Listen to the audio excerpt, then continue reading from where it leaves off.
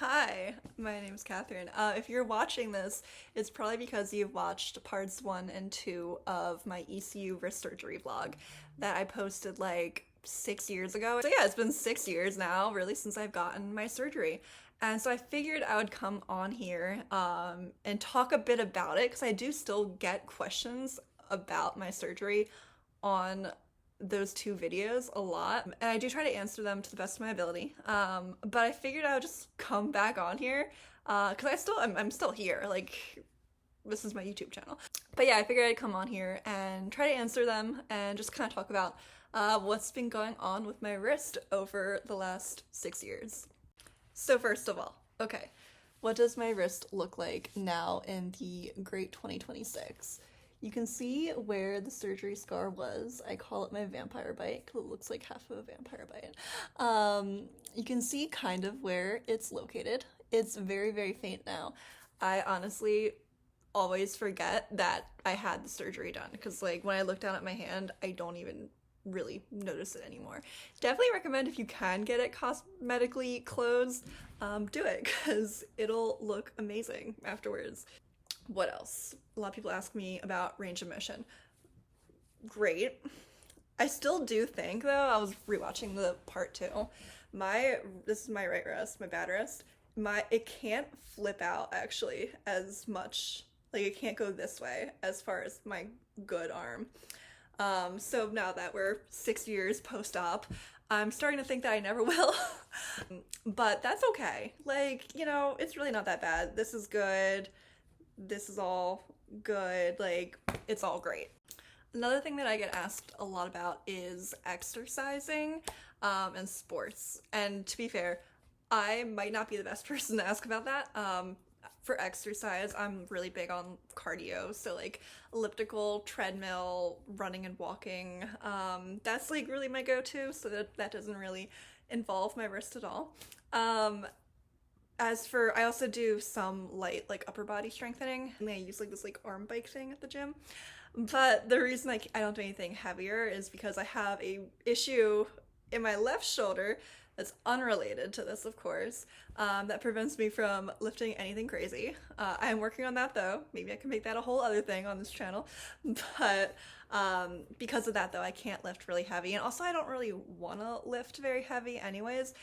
Because of my wrist surgery and my wrist injury. Because I remember when I was getting this surgery and like reading up on it, something that I did read is that this type of injury is extremely common in golfers, hockey players, and weightlifters. So if you're like a really big weightlifter and you're lifting like really, really heavy, that injury is like really common. So the last thing in the entire world that I would want is to go and lift really, really heavy weights and just get re-injured all over again.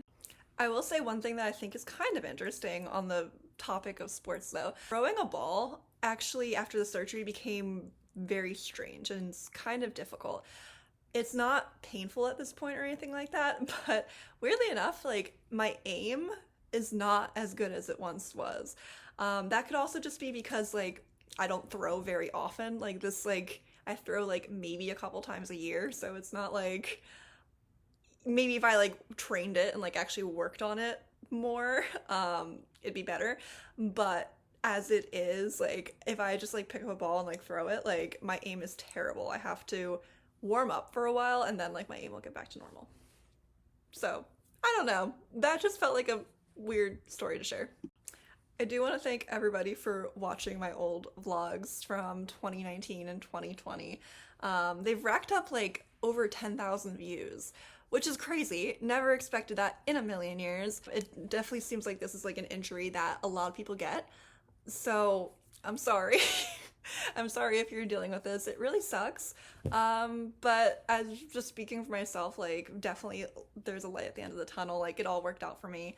Very happy. Oh, another thing that I get asked sometimes is if I still get pain. Because in my part 2 vlog, I talked about how I was still experiencing pain and sometimes I would get pain if it was like raining or something like that. I never have the rain issue with my wrist. Like, and I live in the Midwest now, so we get big storms out here and I don't get pain with them. And just pain in general, I would say like literally maybe like once or twice a year I'll get some pain in my wrist. It's never like excruciating. Typically what I just do is I actually go dig out my surgery brace and put that on for like one night, and then it's okay the next morning. So that's kind of been my experience. So yeah, like I was saying before, thank you everybody for watching. I appreciate this so much. Yeah, obviously, like, if you have more questions, I'll try to answer them in the comments, but I want to be very clear that I'm not a doctor. If you ask me questions that are like medical questions, like medical grade questions, I can't answer that because I don't have the prerequisites to do that. So consult your doctor for things like that. Okay, bye.